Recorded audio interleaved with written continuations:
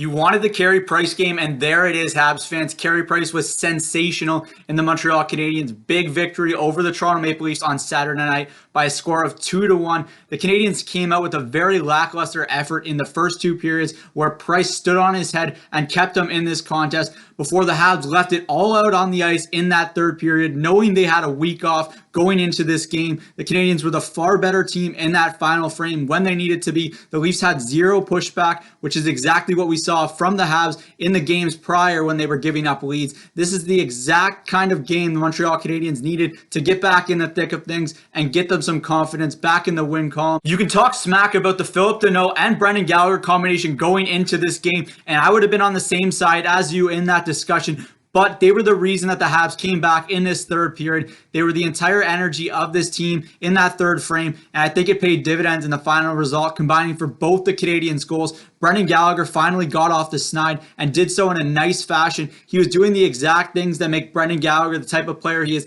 going to the front of the net, causing havoc, and we just haven't seen that in games prior, so it was definitely refreshing to see Gallagher get back to doing the things that we know he's capable of doing. It was a bit of a surprise when the team came out for warm-ups with Thomas Tatar being officially a healthy scratch. It was really a giant wake-up call for Tatar. It's not whether he's been one of the best or the worst of the Canadiens forwards, and he's clearly been closer to the latter, but we know he's one of the leaders and most popular figures on this Canadiens team, and it was clearly a giant wake-up call for Tatar and the Canadiens. There were a lot of comparisons headed into this game that the Montreal Canadiens were the exact same team as they were last year stylistically, but the biggest difference for me is that the Canadiens now have guys like Josh Anderson and Tyler Toffoli, the finishers that they've needed in years past to get them through these tough times, and Tyler Toffoli did exactly that, tying up the game in the third period off a fantastic feed by Philip Danault. You have to give Danault credit on that pass. He was a lot better in the third period, and that's the best version we've seen of him all season long. I was skeptical when I heard Joel Edmondson's comments this morning about the Habs playing a different style against the Leafs tonight,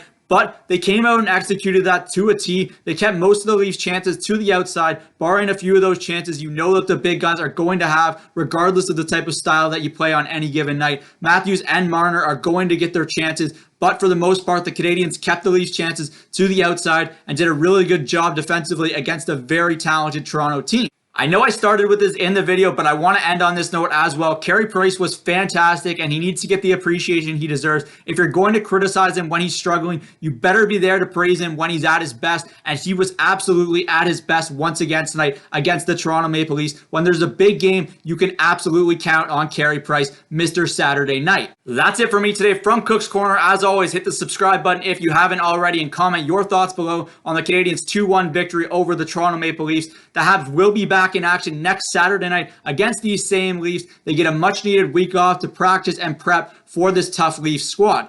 I'm Zach Cook. We'll see you later.